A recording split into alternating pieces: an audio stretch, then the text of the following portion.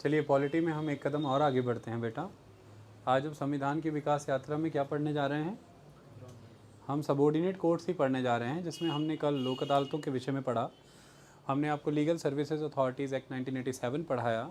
हमने आपको उसके तहत लोक अदालत का कंसेप्ट पढ़ा है, जिसमें हमने लीगल सर्विसेज अथॉरिटीज़ एक्ट में सन 2002 में हुई अमेंडमेंट के विषय में पढ़ाया और परमानेंट लोक अदालत के बारे में पढ़ाया। हमने देखा कैसे परमानेंट लोक अदालत डिफ़र करती हैं लोक अदालतों से। परमानेंट लोक अदालत एक तो परमानेंट सीट परमानेंट है, और पब्लिक यूटिलिटी सर्विसेज के अगेंस्ट आप केसेस प्री लिटिगेशन स्टेज में ही वहाँ पर लेकर के जाएंगे, ऐसा मैंडेटरी रहता है। वहाँ पर जो चेयरमैन है वो डिस्ट्रिक्ट जज की कैपेसिटी के होते हैं, या तो वो हों या वो उस कैपेसिटी में सर्व कर चुके हों, या जुडिशल सर्विसेज के ऑफिसर्स हों जो डिस्ट्रिक्ट जज की कैपेसिटी से पोजीशन से अबव के होते हैं।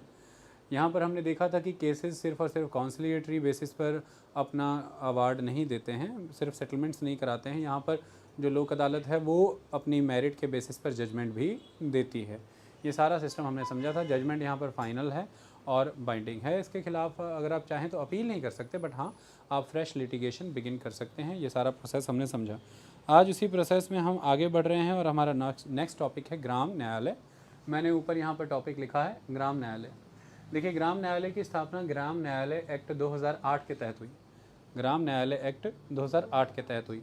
इसकी रिकमेंडेशन कैसे आई होगी? लॉ कमीशन की 114वीं रिपोर्ट में रिकमेंड किया गया था। लॉ कमीशन की 114th रिपोर्ट में ये रिकमेंड किया गया था और फिर ग्राम न्यायालय एक्ट लाया गया 2008 का।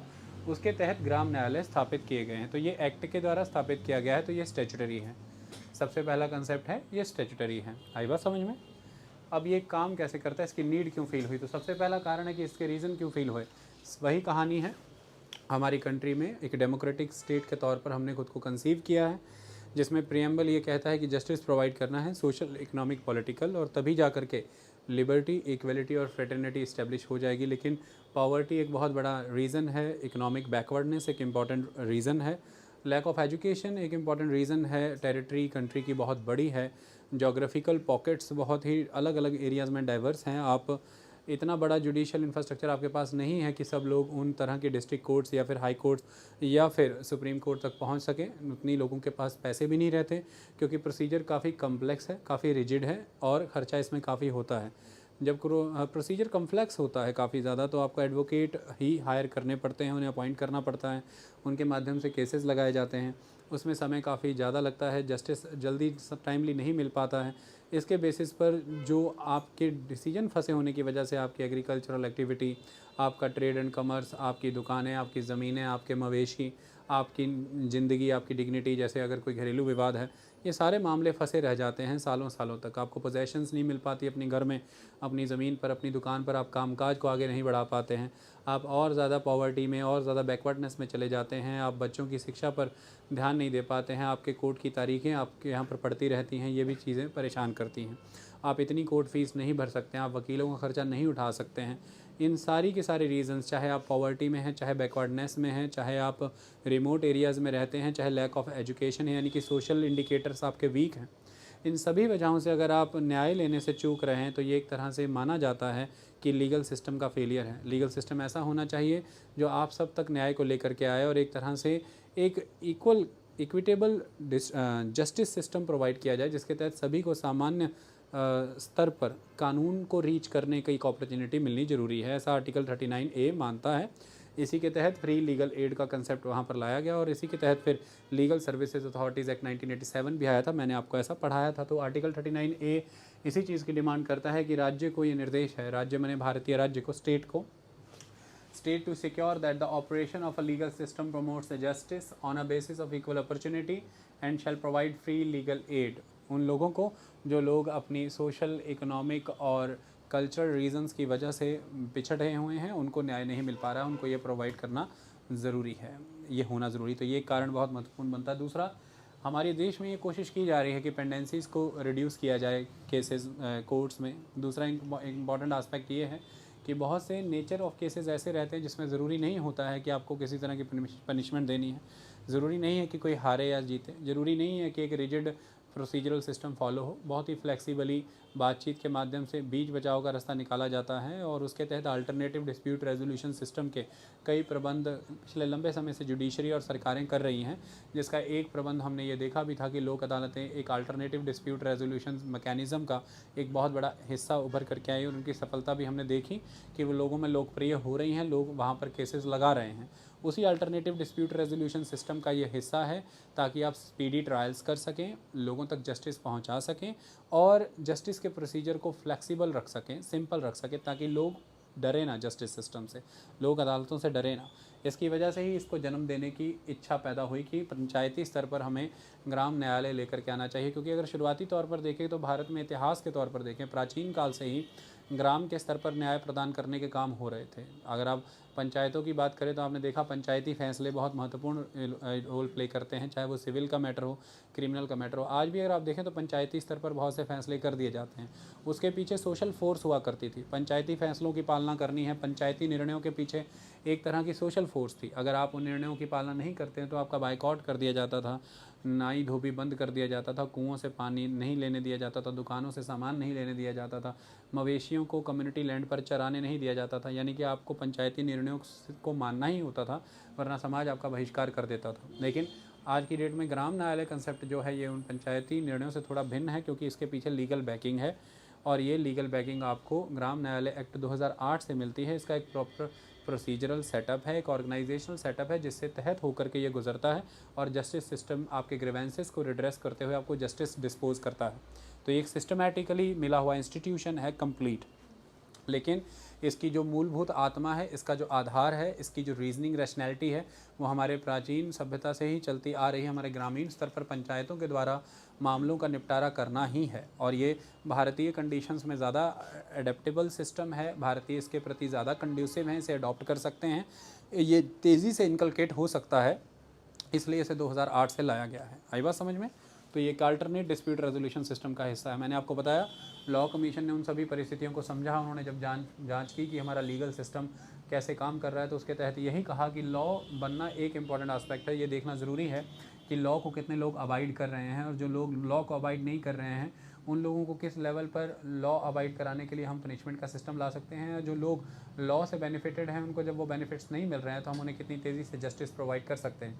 इन सारी चीज़ों पर एनालिसिस करते हुए यही देखा कि बहुत सा ऐसा वर्ग है जो सामाजिक तौर पर, आर्थिक तौर पर पिछड़ा हुआ है, जो भौगोलिक तौर पर, जोग्राफिकल तौर पर बहुत ही पिछड़ी हुई परिस्थितियों में है, जिसकी रीच में कोर्ट का इंफ्रास्ट्रक्चर पहुंचता ही नहीं है। ऐसे लोगों तक हमें लेकर के जाना है हमारे लीगल सिस्टम को, हमारे जुडिशियल सिस्टम को। तो उन्होंने रिकमेंड किया और ग्राम न्यायालय एक्ट आया, 114वीं रिपोर्ट ने ये रिकमेंड किया था। अगला इंपॉर्टेंट एस्पेक्ट है कि ये आपको ग्रामीण स्तर पर एक अफोर्डेबल और सब्सटेंशियल जस्टिस प्रोवाइड कर देता है। सो रीज़न यही है कि आपको अफोर्डेबल और सस्टेनेबल जस्टिस प्रोवाइड करता है रूरल एरियाज़ में। इन कारणों के तहत हमने इसको लाने की कोशिश की और इसके फीचर्स की शुरुआत करते हैं। सबसे पहले हम बात करते हैं, इसके पास सिविल और क्रिमिनल कैपेसिटी के दोनों जुरिस्डिक्शन है। और हमने जब कल लोक अदालतें पढ़ी थी, कोड ऑफ सिविल प्रोसीजर 1973 के तहत वो एक सिविल कोर्ट की तरह व्यवहार करती हैं। लेकिन जब हम बात करने जा रहे हैं इन ग्राम न्यायालयों की, तो ध्यान रखें ये court of judicial magistrate of first class. जब हमने बात की थी सबॉर्डिनेट जुडिशरी की, तो हमने क्रिमिनल साइड पे ये बात की थी कि शुरुआती तौर पर वहाँ पर सेशंस जज होंगे। क्रिमिनल साइड पर हमने सेशंस जज पढ़े थे। सेशंस जज के तहत हमने नीचे पढ़ा था कि कुछ क्षेत्र ऐसे हैं यहाँ पर मेट्रोपॉलिटन मजिस्ट्रेट होगा, अदरवाइज़ वहाँ पर magistrate, judicial magistrate class 1, judicial magistrate फिर क्लास 2, जुडिशियल मजिस्ट्रेट क्लास 3। तो ये जुडिशियल मजिस्ट्रेट क्लास 1 के समान की कोर्ट होगी, यानी कि इसमें जुडिशियल मजिस्ट्रेट क्लास 1 वाली सारी शक्तियाँ होंगी, इसमें जुडिशियल मजिस्ट्रेट क्लास 1 वाली सारी शक्तियाँ होंगी। और इस कोर्ट को, इस ग्राम न्यायालय को प्रिसाइड करने वाला जो प्रेसिडेंट होगा, इसका प्रिसाइडिंग मैंने president officer, that is the presiding member, the presiding member that is the न्याय अधिकारी जो होगा, दैट न्याय अधिकारी appointed by the state government consulted with the consultation of the high court. तो सिस्टम देखिए टोटली डिफरेंट हो रहा है यहाँ पर। वहाँ पर 1987 के तहत बनी लीगल सर्विसेज अथॉरिटीज़ या कमेटीज़ थी जो लोक अदालतों को जन्म दे रही थी।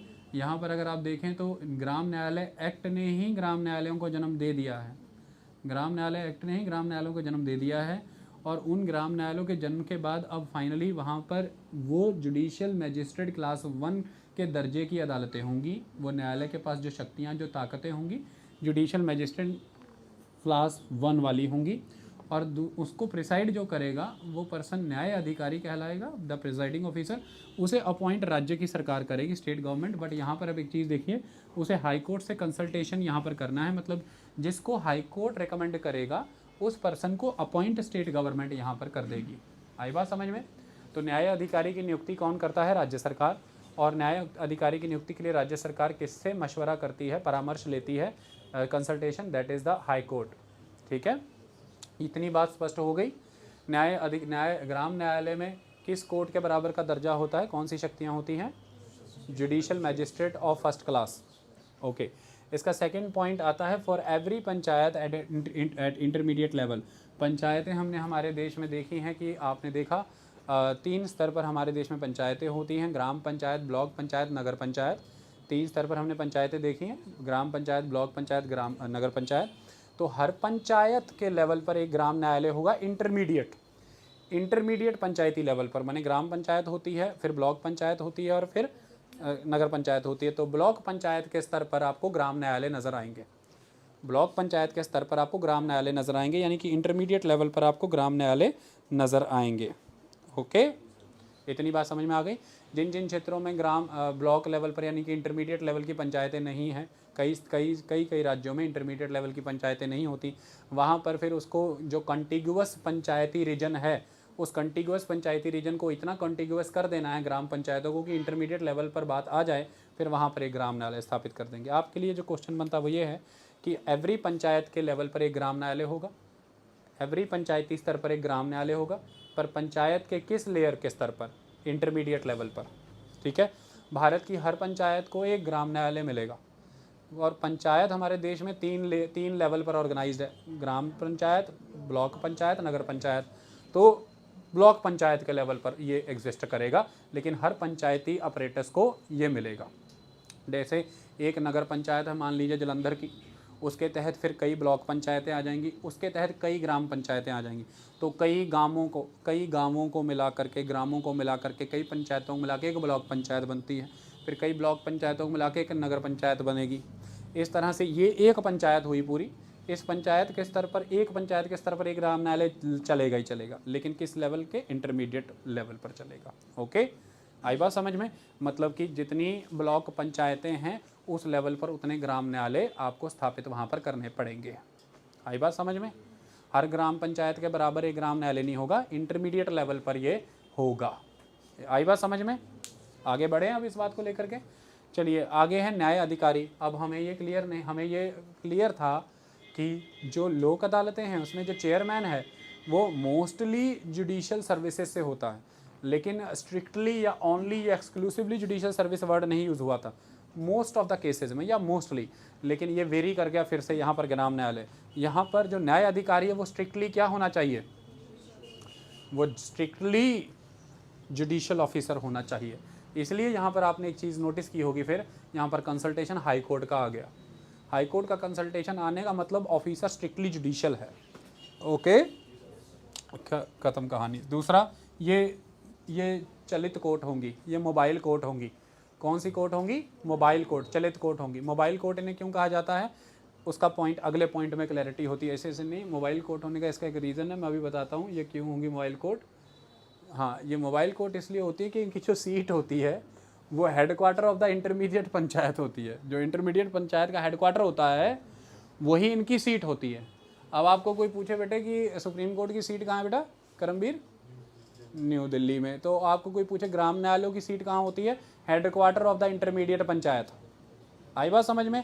अब इंटरमीडिएट पंचायत का जो हेडक्वार्टर है वही ग्राम न्यायालय की सीट है, लेकिन ये उस सीट से, ये जो ग्राम न्यायालय हैं, ये ग्राम अधिकारी उस सीट से गाँव जाते हैं, यानी कि ये ऑफिसर्स गांव जाते हैं, वहाँ पर केसेस सुनते हैं, वहाँ पर केसेस का निपटारा करते हैं, वापस आ जाते हैं। इसकी वजह से इन्हें क्या कहते हैं? They are mobile courts. इनकी सीट तो होती है headquarter of the intermediate panchayat, लेकिन ये वहाँ से केसेस सुनने जाते हैं गाँव में, वहाँ जा कर के केसेस का निपटारा करते हैं, केसेस को निपटा करके वापस आ करके बैठ जाते हैं अपने हेडक्वार्टर में। ओके, फिर होता है ये एक इंपॉर्टेंट एस्पेक्ट है। तो इसलिए मैंने बताया ये मोबाइल कोर्ट है। और इनके पास शक्तियाँ कौन कौन सी हैं? इनके पास क्रिमिनल और सिविल दोनों शक्तियाँ हैं। इसके अलावा इनके पास ग्राम न्यायालय एक्ट 2008 के तहत शेड्यूल 1 और शेड्यूल 2 के तहत जो भी मामले आते हैं वो भी सारी शक्तियाँ हैं। शेड्यूल 1, 2 पढ़ने की बहुत ज़्यादा ज़रूरत नहीं है, इतना समझ लो सिविल और क्रिमिनल दोनों ताकतें इनके पास हैं। आई बात समझ में? और कुछ ताकतें इनके पास हैं जो इनके एक्ट ने इनको दी हैं। इतने पॉइंट क्लियर हो गए। उसके बाद 5वां पॉइंट तो मैंने पहले ही क्लियर कर दिया था कि इनकी सीट, इनका headquarter of the intermediate panchayat इनकी सीट होती है। यानी कि इंटरमीडिएट पंचायत के हेडक्वार्टर में कभी चले जाएंगे तो वहाँ पर जा कर के आपको ग्राम न्यायालय की सीट मिल जाएगी। और वहाँ से फिर आपको पूछेंगे न्यायाधिकारी किधर गए हो, तो आप कहेंगे गाँव में गए हैं केसेस सुनने के लिए। वहाँ जा कर के पंचायतों में बैठ बैठ करके केस सुनेंगे, केसेस का निपटारा करेंगे, फिर वापस आ जाएंगे। लेकिन कितने गाँव में जाएंगे?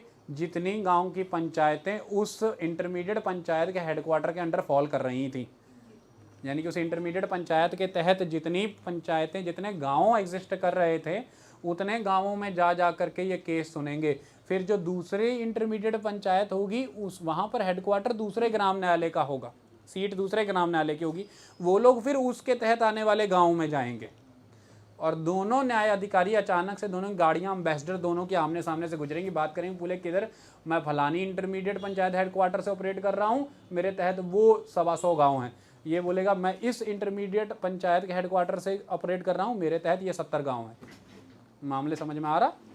सिस्टम समझ में आ रहा है? ऐसा तो नहीं ना किधर भी जो गांव अच्छा लगा निकलते जा रहे, एक गांव में कुछ अच्छे सीन दिखे उसी गांव में चला गया कि अब मैं तुम्हारे घर आया हूँ कुछ मामले निपटाने, मुझे लग रहा है तुम्हारे घर में एक मामला है। अब वो कहे कि नहीं बाबूजी मेरे घर में तो कोई मामला नहीं है, लेकिन मुझे दिखा मामला बनता है, आज निपटा के ही जाऊँगा। तो कुल मिला के ऐसा नहीं हो सकता, इसका भी अपना एक जुरिस्डिक्शन है, उसी गाँव में जाना है। किसी भी गांव में घुस नहीं जाना दीवानेपन में। अगला क्या है? सेंटर और स्टेट गवर्नमेंट दोनों ही अथोराइज्ड हैं कि वो जो ग्राम न्यायालय एक्ट 2008 है उसके तहत जो शेड्यूल 1 और 2 है उसे अमेंड करने की शक्तियाँ सेंट्रल गवर्नमेंट, स्टेट गवर्नमेंट दोनों के पास है। सेंट्रल गवर्नमेंट और स्टेट गवर्नमेंट दोनों ही शेड्यूल 1 और शेड्यूल 2 के तहत जो शक्तियाँ प्रदान की गई हैं ग्राम न्यायालय को, उसे अमेंड करने की पूरी ताकत रखते हैं। ये बात आपको याद रखना है। 7वां पॉइंट है, ये समरी प्रोसीजर फॉलो करते हैं क्रिमिनल ट्रायल के मामले में। समरी प्रोसीजर क्या होता है, ध्यान से समझिए। ट्रायल एक कंसेप्ट बहुत महत्वपूर्ण है। ट्रायल का मतलब यही है कि एक प्रोसिक्यूटर होता है, एक डिफेंडर होता है। जैसे कि मान लीजिए कि गुनाह मुझसे ही हो चुका है तो मैं तो अक्यूज्ड हो गया भाई, और दूसरी तरफ क्रिमिनल मैटर में मेरे खिलाफ जो मामला चलाएगा वो प्रोसिक्यूटर होता है, क्योंकि जो गुनाह होता है समाज के खिलाफ, जनता के खिलाफ होता है, तो फिर जनता को रिप्रेजेंट करने वाले वही प्रोसिक्यूटर होता है, पब्लिक प्रोसिक्यूटर। वो मामला मेरे खिलाफ चला रहा है, मैं अपना मामला, मैं डिफेंडेंट हूँ इस समय में, मैं डिफेंस काउंसिल अपना प्रेजेंट करूँगा, प्रोसिक्यूटर डिफेंस काउंसिल दोनों बहस करते करते करते एक न्यूट्रल पर्सन सामने बैठा हुआ है जिसे ट्रुथ को फाइंड आउट करना है, जिसे जस्टिस देना, डिलीवर करना है, जिसे हर तरह से इसके सामने इस्टेब्लिश होना चाहिए कि क्राइम हुआ है, और वो फिर निर्णय, ये सारी प्रक्रिया इसे ट्रायल कहते हैं। अब कई बार क्या होता है कि 3 तरह के प्रक्रियाएं अपनाई जाती हैं। एक होता है समरी सिस्टम ऑफ ट्रायल, एक होता है वारंट सिस्टम ऑफ ट्रायल, एक होता है सम्मन सिस्टम ऑफ ट्रायल।